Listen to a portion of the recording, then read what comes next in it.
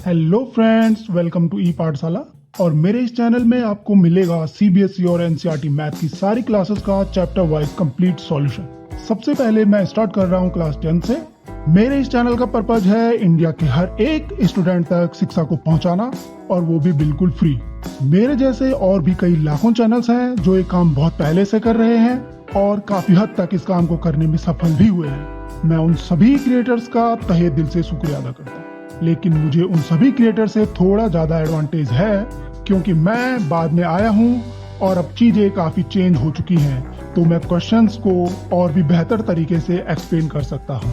तो अगर आप मेरे वीडियोस को पूरा देखोगे तो आपको खुद ही ये महसूस हो जाएगा। तो अगर आपने अभी तक मेरे चैनल को सब्सक्राइब नहीं किया है तो मेरे चैनल को सब्सक्राइब करें और साथ ही बेल आइकन को दबाना ना भूलें, ताकि आपको मिले मेरे वीडियोस की नोटिफिकेशन सबसे पहले।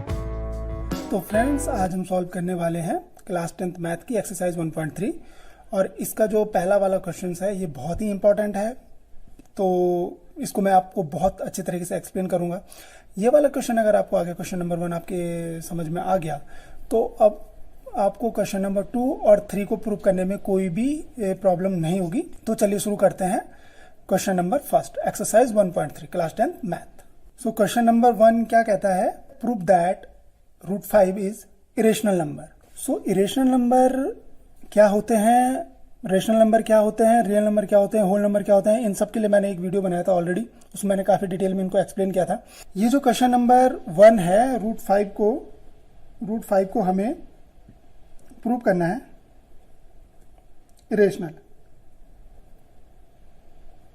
इससे पहले कि मैं √5 को इरेशनल प्रूव करूं, आपको मैं बता देता हूं रेशनल और इरेशनल नंबर क्या होते हैं। तो बहुत सारे टीचर्स क्या गलती करते हैं, मैंने बहुत बार ऑब्जर्व किया है, वो रैशनल नंबर जो होते हैं उनकी पूरी डेफिनेशन नहीं बताते हैं, तो कंफ्यूज हो जाता है। जब हम क्वेश्चन को सॉल्व करते हैं तो हम कंफ्यूज हो जाते हैं। तो मैं आपको बताता हूं सबसे पहले कि रैशनल नंबर क्या होते हैं। जिन नंबर को हम P/Q की फॉर्म में लिख सकते हैं वो रैशनल नंबर कहलाते हैं। P/Q क्या है? ये इंटीजर है। वेयर यानी फ्रैक्शन की फॉर्म में, where Q is not equal to 0 and, देखो जो टीचर मिस करते हैं, and P and Q are coprime. ये बहुत इंपॉर्टेंट फैक्टर है। या ये हर जगह बहुत सारे टीचर मिस कर जाते हैं इस बात को, क्योंकि हमें इस चीज की जरूरत पड़ेगी जब हम इसको प्रूव करेंगे ना, तो हमको यहां पे यही जो पॉइंट है, यही point P and Q are coprime, यही पॉइंट इसको प्रूव करेगा। अच्छा, को प्राइम क्या होते हैं? को प्राइम वो होते हैं जिनका HCF हाईएस्ट कॉमन फैक्टर वो 1 होता है, या वो जो केवल 1 के अलावा किसी और से उनके कोई और फैक्टर होते नहीं है, केवल 1 ही दोनों में एक कॉमन फैक्टर होता है। P और Q का जो होगा कॉमन फैक्टर वो क्या होगा? केवल 1 होगा। जैसे सपोज आपको 2 एक रेशनल नंबर है, 2/1 कर सकते हैं, इसका कॉमन फैक्टर क्या है? 1 है। 4/2 डिवाइड हो गए, 2 2 4, 2/1 ही आ गया ये भी। 5/8, ठीक है, 5 1 इंटू 5 8, 2 2 4 2 8 1। समझ रहे हो? तो ये मेन डेफिनेशन होती है किस चीज की? रेशनल नंबर की। उनको एक तो हम P/Q की फॉर्म में लिख सकते हैं, Q is not equal to 0 and P and Q are coprime. ठीक है, बस अगर ये चीज समझ में आ गई तो हम इसको आसानी से प्रूव कर देंगे। तो चलिए अब मैं प्रूव करता हूं कि √5 जो है वो एक इरेशनल नंबर है। सो हम इसे कॉन्ट्रडिक्शन मेथड से प्रूव करेंगे। कॉन्ट्रडिक्शन मेथड्स में क्या होता है? कॉन्ट्रडिक्शन मेथड में हम क्या करेंगे?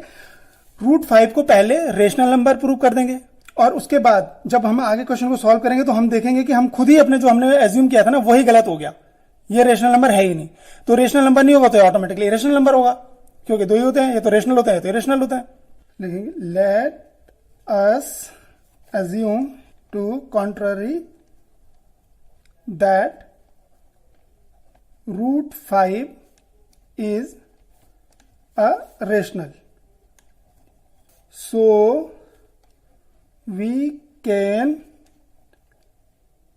write root 5 as the form of a by b. a by b है, p अपन को सेम ही है, where b is not equal to 0 and a and b are को प्राइम। अच्छा, बहुत सारे टीचर्स कहते हैं, बहुत सारे टीचर्स मैंने देखा है, बहुत सारे टीचर्स बोलते हैं कि बस केवल इस क्वेश्चन में मान लेना कि ए और बी जो है वो को प्राइम है, बाकी में आपको मानने की जरूरत नहीं है कि ये को प्राइम है। एक्चुअली अगर कोई भी जो ये रैशनल नंबर होता है, रैशनल की प्रॉपर्टी यही है, एक तो उसे p बाई क्यू की फॉर्म में लिख सकते हैं या a बाई बी की फॉर्म में लिख सकते हैं, जहां पे q is not equal to 0 या b is not equal to 0 and they a and b must be a coprime, a और b को प्राइम होने ही चाहिए। को प्राइम क्या होते हैं? को प्राइम वो होते हैं जिनका HCF 1 निकलता है, ठीक है, या वो उनके एक से ज्यादा कोई भी कॉमन फैक्टर नहीं होते हैं, जैसे 2 हो गया, ठीक है, तो 2 बाई 1 लिख सकते हैं इस फॉर्म में, और इसका कॉमन फैक्टर क्या है? इसका फैक्टर 1 इंटू 2 लिखेंगे, इसको 1 ही लिखेंगे, तो इनका HCF क्या है? 1 है या 1 का कॉमन फैक्टर है।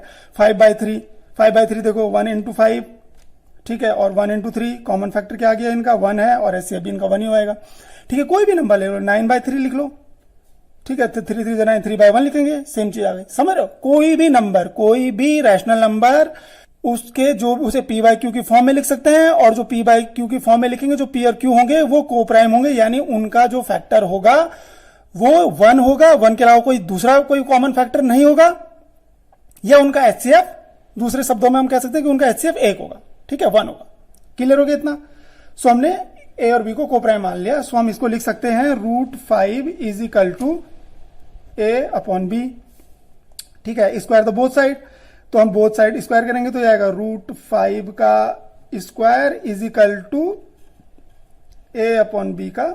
देखो अब ये एक और समझने वाली बात है, मैं अगर रूट 5 का स्क्वायर करता हूं तो रूट 5 का स्क्वायर कितना आता है? जनरली आपको पता होना चाहिए, सेम स्क्वायर हट जाता है, वही संबंध वो 5 ही रहता है, ठीक है। रूट 3 का करूंगा अगर स्क्वायर तो ये 3 रहेगा। क्यों रहेगा 3? अब मैं बता देता हूं, क्योंकि रूट 5 का मतलब जो होता है, ये रूट 3 का किसी की भी अगर कोई भी रूट में लिखा है तो उसका मतलब होता है, रूट 5 का मतलब हो गया 5 टू द पावर 1/2, और अगर स्क्वायर करेंगे यानी 5 to the power 1/2 into 5 to the power 1/2, सही है। सेम अगर कोई इंटीजर है, उसकी पावर है और उनको मल्टीप्लाई करते हैं तो पावर आपस में जुड़ जाती है, यानी 5 टू द पावर 1/2 प्लस 1/2, 1/2 कितना हो गया? 1 हो गया, तो 5 टू द पावर 1 आ गया, इज इक्वल टू 5 हो गया। इतना क्लियर हो गया?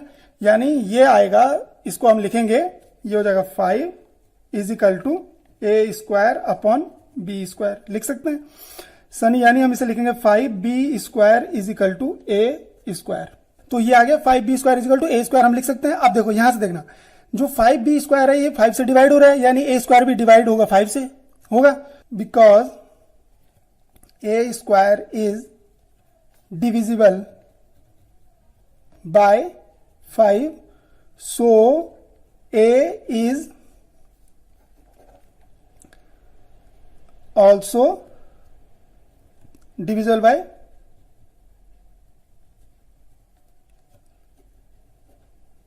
5। तो ये पहली चीज तो ये ध्यान रखना, एक पॉइंट तो ये आ गया कि क्यों है ए बी जो है 5 से डिविजिबल होगा। अब हम क्या करते हैं, हम लिखते हैं, इसको एज्यूम कर देते हैं, so we can write a is equal to 5c, लिख सकते हैं हम, where C is an integer। हमने a को 5c लिखा, क्यों लिखा वो बताता हूं, क्योंकि हमें इस क्वेश्चन अभी b को भी प्रूव करना है। हमने a इक्वल टू 5c लिखा, और जहां पे c क्या है, एक इंटीजर है, सो हम इसको पुट द इसकी वैल्यू जो a इक्वल टू 5c की वैल्यू हम इक्वेशन नंबर जो हमने 1 एज्यूम की थी इसमें रख देते हैं। यहां पे आएगा 5, so 5b square is equal to 5c का स्क्वायर, तो 5b² इज इक्वल टू ये आ गया 25c²। So b² is equal to ये आ गया 5c²। सो ये है इक्वेशन नंबर 2। तो इक्वेशन नंबर 2 अकॉर्डिंग अब क्या होगा, बिकॉज b² जो है देखो 5c² है ना, तो जो b² है ये 5c² b² के बराबर है, तो ये इसका ये डिविजिबल बाय 5 है, तो यानी b² भी डिविजिबल बाय 5 होगा। सो b भी डिविजिबल बाय 5 होगा, बिकॉज सेम जो इक्वेशन नंबर 1 में हमने किया था, because b² is divisible by 5, so b is also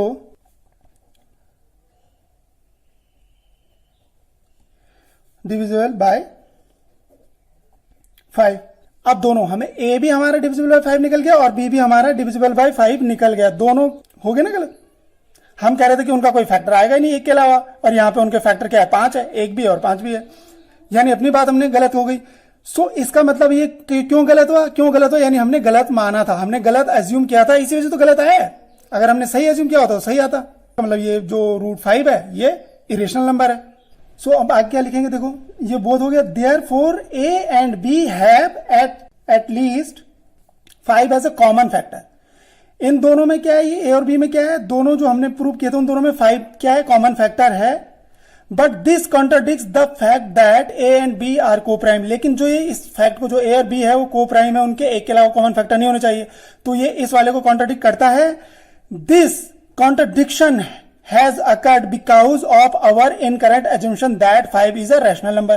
क्यों आया ये कॉन्ट्राडिक्शन इसलिए आया क्योंकि हमने गलत एज्यूम किया था। हमने एज्यूम किया था कि √5 क्या है, रेशनल नंबर है, लेकिन रेशनल नंबर है तो फिर उसके एक के अलावा कोई और फैक्टर होने नहीं चाहिए, लेकिन यहाँ पे 5 भी उसका कॉमन फैक्टर है। So we can conclude that 5 is a rational number. Clear हो गया। सो हमें ये लिखना है आंसर। सो फ्रेंड्स अब मैं इसका आपको नेक्स्ट क्वेश्चन जो है क्वेश्चन नंबर 2 बताता हूं। Prove that 3 + 2√5 is irrational number. देखो अगर उसने क्वेश्चन में पूछा है कि given that √5 is a irrational number and prove that 3 + 2√5 is a irrational number। ठीक है, ऑलरेडी उसने दिया है कि √5 जो है एक इरेशनल नंबर है और आपको 3 + √5 को इरेशनल प्रूव करना है, तो फिर तो ठीक है, फिर आपको पूरे क्वेश्चन को डिटेल में नहीं करना है, सिंपल से आपको इसको प्रूव करके दिखाना है। लेकिन अगर उसने ऐसा नहीं दिया हुआ जैसे इस वाले क्वेश्चन में नहीं है, इसमें सिंपल प्रूव करना है 3 + 2√5 इज ए इरेशनल नंबर, तो सबसे पहले जो मैंने आपको क्वेश्चन नंबर 1 बताया ना पूरा वो प्रूव करना है। First we need to prove √5 is irrational number, और तब हमको ये वाला क्वेश्चन सॉल्व करना है। तो क्योंकि मैंने ऑलरेडी क्वेश्चन नंबर पे आपको बता दिया कि √5 जो है इरेशनल नंबर है, तो मैं आगे से इसको बताता हूं आपको। इसमें भी सेम कॉन्ट्रडिक्शन मेथड है। सो हम क्या करेंगे, let us assume contrary that 3 + 2√5 is rational. ठीक है, सेम चीज, इनका तरीका यही होता है। So we can write 3 + 2√5 as the form of a/q and where b is not equal to 0 and a and b are को प्राइम। ये रेशनल नंबर का प्रॉपर्टी है। जो q या b है वो 0 नहीं होना चाहिए, और p एंड q या a एंड b वो को प्राइम होने चाहिए। ठीक है, तो देख लेते हैं। हम लिखेंगे 3 + 2√5 इज इक्वल टू a/b। अब देखो हमें √5 की फॉर्म में लिखना है, क्योंकि हमें √5 के बराबर इसको प्रूव कर देना, लेके आना है। सो हम इस 3 को इधर ले आते हैं, तो हम इसे लिखेंगे 2√5 इज इक्वल टू a/b - 3। ये इधर आएगा तो माइनस हो जाएगा। अब इसका एलसीएम लेके हम इसका वो ले लेते हैं, क्या बोलते हैं इसको, एक उसमें कर देते हैं, सॉरी ये a होगा, तो ये आएगा 2√5 इज इक्वल टू यहां से देखो ये b आ जाएगा, तो ये हो जाएगा a माइनस 3b। इस 2 को नीचे लेके आ जाते हैं, पहले इस 2 को हम नीचे लेके आते हैं, तो ये आएगा √5 is equal to a minus 3b by 2b। अब ये जो है ये पूरा ये p बाई क्योंकि फॉर्म में है ना, क्योंकि ये देखो a और b देखो 2 और 3 इंटीजर है, और b और a और b की फॉर्म में तो है, क्योंकि a और b हमने क्या है इंटीजर माने हैं, तो ये p बाई क्यू की फॉर्म में है। यानी सो a minus 3b upon 2b is rational, and so √5 is also rational. तो √5 भी क्या होगा, क्योंकि इसी के बराबर, क्योंकि रैशनल है तो √5 भी रैशनल है। लेकिन हमें पता है √5 रैशनल होता नहीं है, √5 तो क्या होता है, इरेशनल नंबर होता है। बट वी, अच्छा अगर आपने पहले क्वेश्चन में आया तो अगर आपने पहले प्रूव किया तो ऑलरेडी प्रूव दैट, आपको लिखना पड़ेगा we already prove that √5 is a rational number. और अगर नहीं है तो आपको सिंपल वी नो लिख देंगे।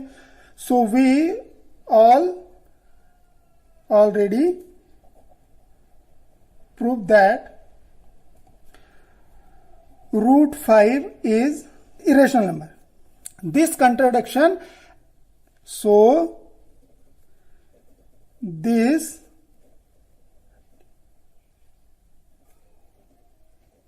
contradiction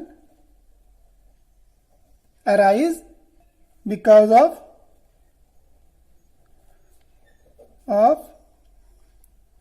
our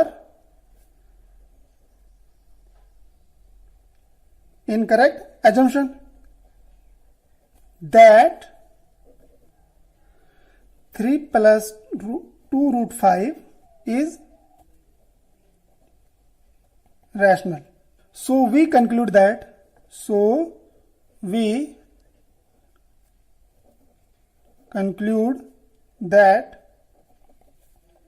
3 plus 2√5 is irrational. ठीक है। सो ये इतना इजी है, एक जैसे क्वेश्चंस हैं दोनों, बहुत आसान है। सो फ्रेंड्स, क्योंकि वीडियो हो गया है लंबा, इसलिए मैं आपको इसके जो एक्सरसाइज 1.3 का क्वेश्चन नंबर 3 है, ये इसके 3 पार्ट है, तो इसको मैं आपको अपनी नेक्स्ट वाली वीडियो में बताऊंगा। सो फ्रेंड्स, अगर आपको मेरा काम अच्छा लगता है तो मेरे इस वीडियो को लाइक करें, शेयर करें, अपने दोस्तों को बताएं और मेरे चैनल को सब्सक्राइब करना ना भूलें। Thank you, thanks for watching.